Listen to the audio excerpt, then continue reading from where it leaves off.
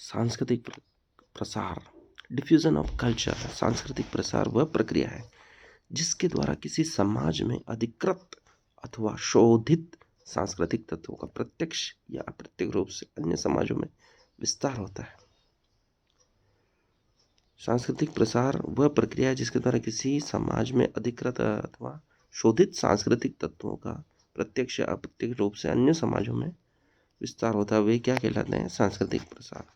सांस्कृतिक तत्वों का अन्य समाजों में विस्तार होना सांस्कृतिक प्रसार कहलाता है। सांस्कृतिक तत्व जो भी है वो अन्य समाज में घुल मिल जाते हैं किसी अन्य समाज के, तो वो सांस्कृतिक प्रसार कहलाता है। संस्कृति के 3 प्रमुख सिद्धांत हैं: विकासवादी सिद्धांत, इवोल्यूशनरी थ्योरी, प्रसारवादी सिद्धांत, डिफ्यूजनिस्ट थ्योरी, प्रकारवादी सिद्धांत, फंक्शनल थ्योरी।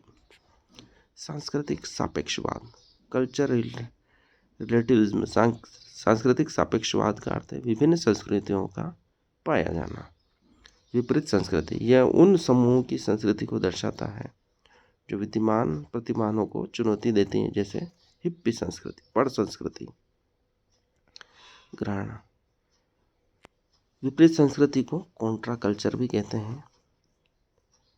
पर संस्कृति ग्रहण को एग्रुलेशन कहते हैं। इसका प्रभाव 2 रूपों में, व्यक्ति पर प्रभाव और संपर्क में आने वाली संस्कृतियों पर प्रभाव। व्यक्ति पर खुद पे प्रभाव और संपर्क में दूसरी आने वाली संस्कृतियों पर भी प्रभाव पड़ता है। व्यक्ति पर भी प्रभाव पड़ता है, संस्कृति पर भी पड़ता है। पर संस्कृति ग्रहण में 2 प्रकार का प्रभाव देखना, व्यक्ति पर प्रभाव और संपर्क में आने वाली संस्कृतियों पर प्रभाव। पर संस्कृति ग्रहण के लिए 3 स्थितियां गिलन के अनुसार आवश्यक हैं: व्यक्तियों का निकट एवं निरंतर संपर्क, व्यक्तियों द्वारा विभिन्न सांस्कृतिक समूहों में जाकर रहना, विजयी संस्कृति के सदस्यों द्वारा पराजित संस्कृति लोगों पर संस्कृति थोपना। पर संस्कृति ग्रहण के लिए 3 बातें महत्वपूर्ण है: व्यक्तियों का निकट रहना, ये तो सबसे महत्वपूर्ण है। व्यक्ति निकट नहीं होंगे तो संस्कृति का प्रसार नहीं होगा। और निरंतर संपर्क भी होना चाहिए, निकट भी होना चाहिए और निरंतर रोज एक साथ रहना। जैसे पड़ोसी है, एक दूसरे के साथ निकट भी रहते हैं, निरंतर उनका संपर्क बना रहता है। बहुत से पड़ोसियों का नहीं भी रहता है, लेकिन जिनका रहता है उनमें संस्कृति का प्रसार होता रहता है, जिनका घर पे आना जाना रहता है।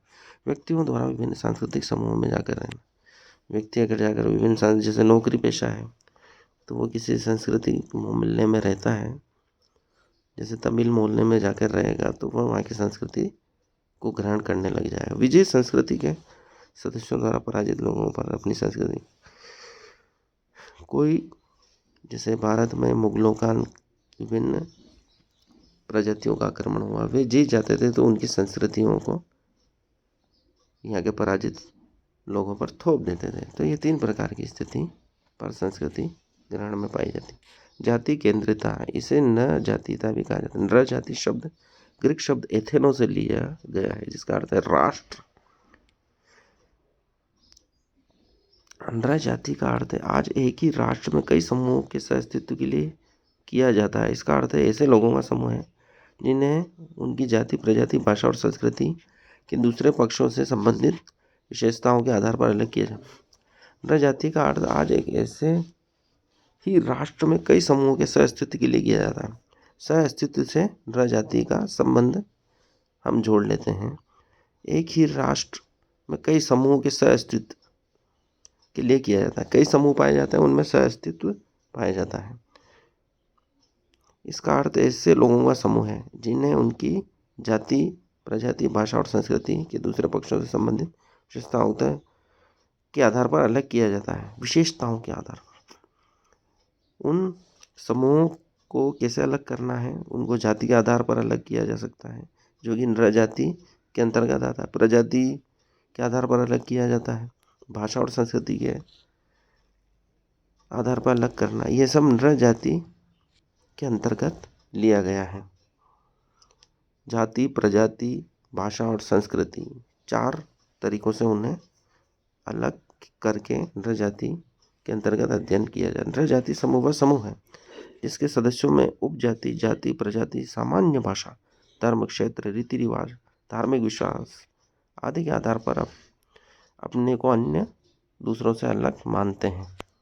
प्रस्तुति: नरजातीय समूह वह समूह जिनके सदस्यों में उपजाति, जाति, प्रजाति, सामान्य भाषा, धर्म, क्षेत्र, रीति रिवाज, धार्मिक विश्वास आदि के आधार पर अपने को अन्य दूसरों से अलग मान लिया जाता है।